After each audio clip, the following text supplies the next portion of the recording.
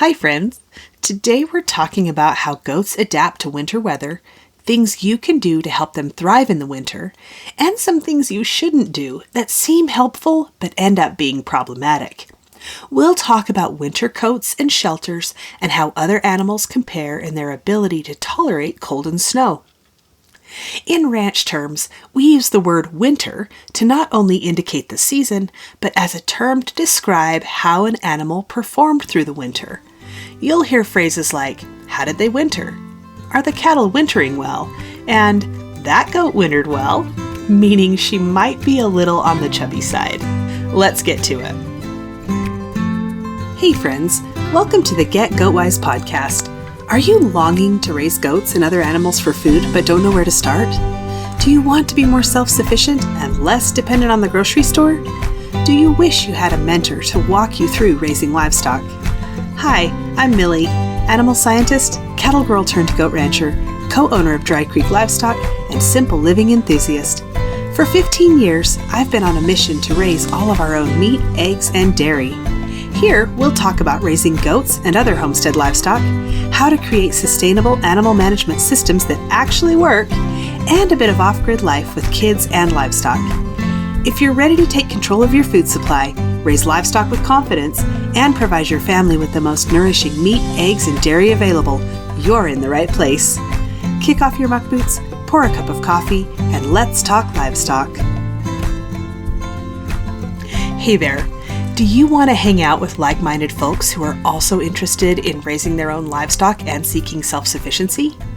Inside the free Raising Goats and Homestead Livestock community, you'll get tips on raising goats and other livestock and ideas to increase your self-sufficiency.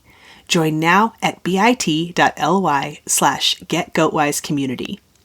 You can also become an insider and get weekly emails from me with the latest podcast episode, tips on raising goats and other livestock, real-life information about self-sufficiency and living off-grid, and early bird access to special offers. Sign up at bit.ly/getgoatwiseinsider. What's happening on the ranch? The cold settled in this week, dropping below 0 Fahrenheit nearly every night and barely breaking into the 20s for the high temperature some days. We're on the outer edge of the storm everyone's experiencing, so we haven't had much snow, just cold. In the big scheme of things, it's still pretty mild for typical winters here. On the positive side, it feels a lot better to be in the office than to be outside working when it's so cold.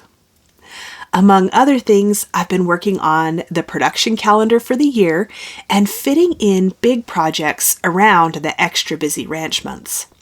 I haven't done this on such a big visual scale before, and let me tell you, it's a game changer. I got a giant wall calendar with the whole year on it. It's 32 by 48 inches and it's laminated. I'm writing in the things that are not changeable, like kidding, county fair, state fair, and anything else that's already scheduled. I also keep a 2-page calendar in the back of my paper planner where I write down seasonal things that take up a lot of time, like irrigating and moving electric fence. Throughout the year, whenever I'm feeling particularly overwhelmed, I'll figure out why and add it to that calendar. Then, when I'm doing this planning, I can look at the calendar and know when my time is already taken up by ranch stuff, and then try not to stack too many things into those time frames. Next, I'm using mini Post-it notes to add in the things that need to happen, but have a little bit of flexibility. So while I'm in the planning stage, I can move them around to find the best time for them. As I get this closer to finalized, I'll write most of the things on the sticky notes directly on the calendar, but I'll still leave some sticky note items that may need to be moved around later. I learned this idea from Charlotte Smith. She has a farm marketing program that includes time management, and it's brilliant. I already feel like I have more control over the year than I've ever had.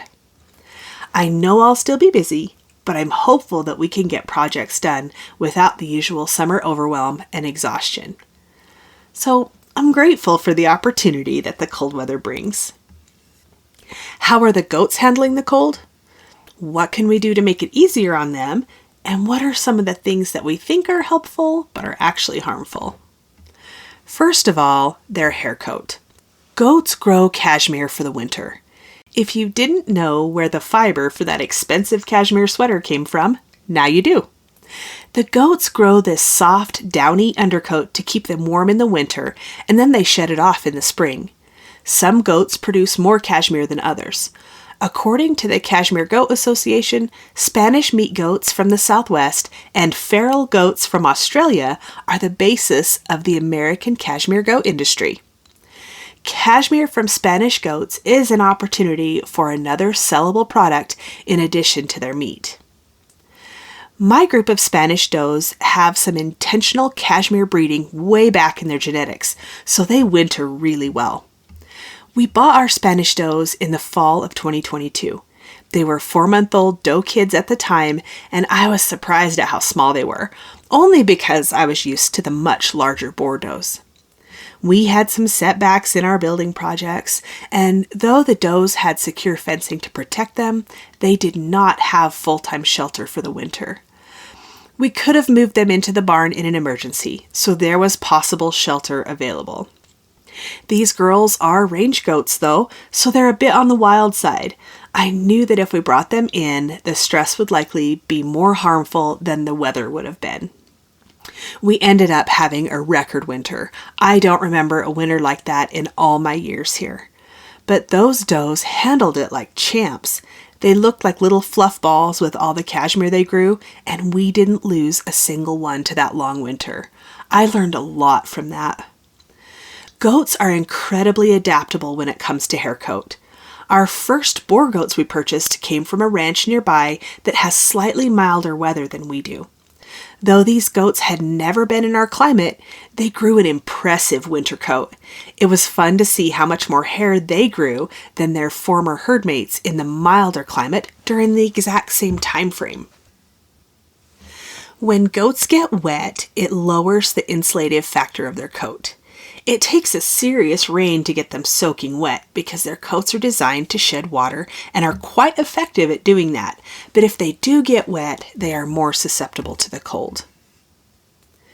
When you look out and see snow sitting on the goats' backs, that's a good sign. It means their insulation is still in place and their body heat is not melting the snow.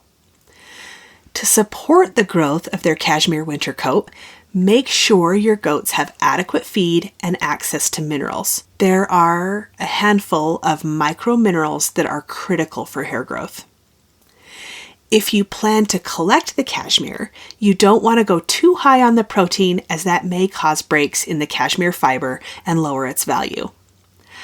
I'm not going to go too deep into this today, but another factor in keeping goats warm is digestion. They're ruminants, so they essentially ferment and break down their feed in the rumen. As long as they have access to forage that needs further digestion, plus adequate water, they will generate a lot of heat from digestion, and that helps maintain their body temperature. Should you put a blanket on a goat when it's cold? Only in specific circumstances. In extreme cold, newborn kids can benefit from a blanket once they're dry, and especially if they're small and having a hard time maintaining body heat. But blankets can cause a whole other set of problems that we'll discuss in another episode, so you want to consider that carefully. As for adults, blankets are counterproductive in most cases. They flatten down the loft of their hair and cashmere, which removes the insulation value of their natural coat. I find that putting blankets on goats makes us feel better, but it doesn't really help the goat and can actually make them colder. How about shelters and/or windbreaks? My views on shelters have changed over the years. The key with goat shelters is to keep them dry and clean. Dry shelters reduce frostbite and limit the spread of disease. Goats with pendulous ears, like boar and Nubian, have a much higher risk of frostbite, and moisture in the air makes it worse. If you Google goat shelters, you'll find that most online recommendations say you should have a floor in goat shelters. I respectfully disagree. The goats do like to step up into the shelters that have floors, but they like to climb anything. The problem comes with accumulation of manure and urine. There's nowhere for it to go. You end up with an environment ripe for disease to flourish, and the ammonia from urine can cause breathing problems and make goats more susceptible to pneumonia. It also causes more moisture in the air, promoting frostbite. If you choose to have a shelter with a floor, it needs to be cleaned and rebedded regularly, or you need to practice a deep bedding system. We now use most of our goat shelters with floors as storage sheds. Another issue is crowding. Goats tend to pile in corners. If a storm comes in and the goats pile in one corner, it's likely some will get smothered. Disease is another issue in shelters.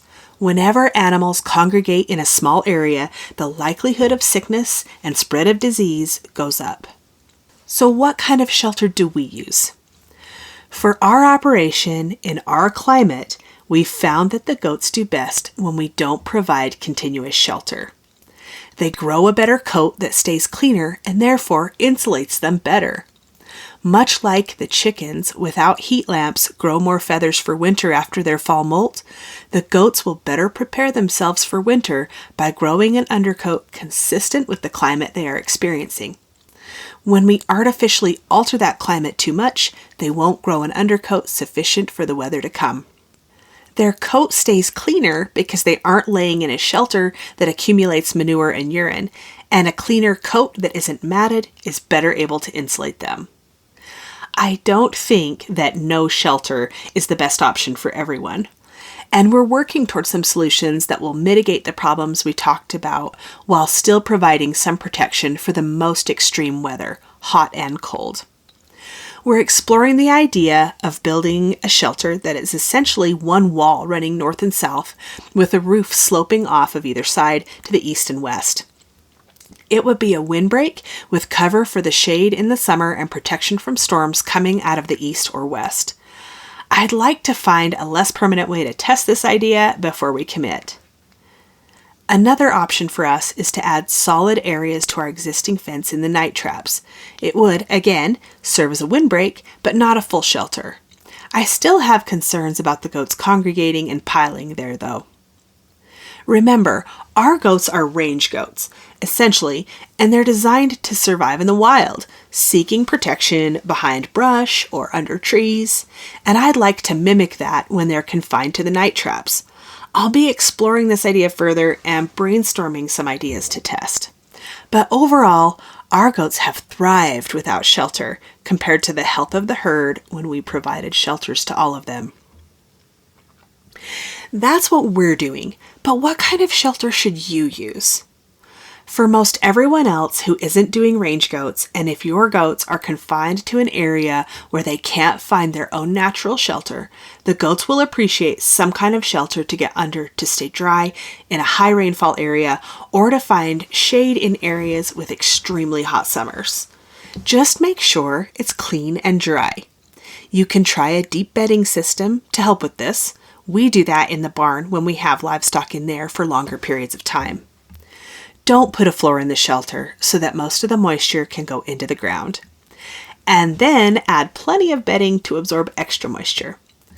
Don't put any feed, water, or mineral inside the shelter. You only want them in there when they need to be. And not having water in there will lower the humidity. Water in the shelter is one of the biggest mistakes I've ever made. It exacerbates all of the other issues you can have in a shelter. Removing feed, water, or mineral from the shelter also lowers the chance of disease and pathogen spread, and there's less cleaning, so that's nice for everybody.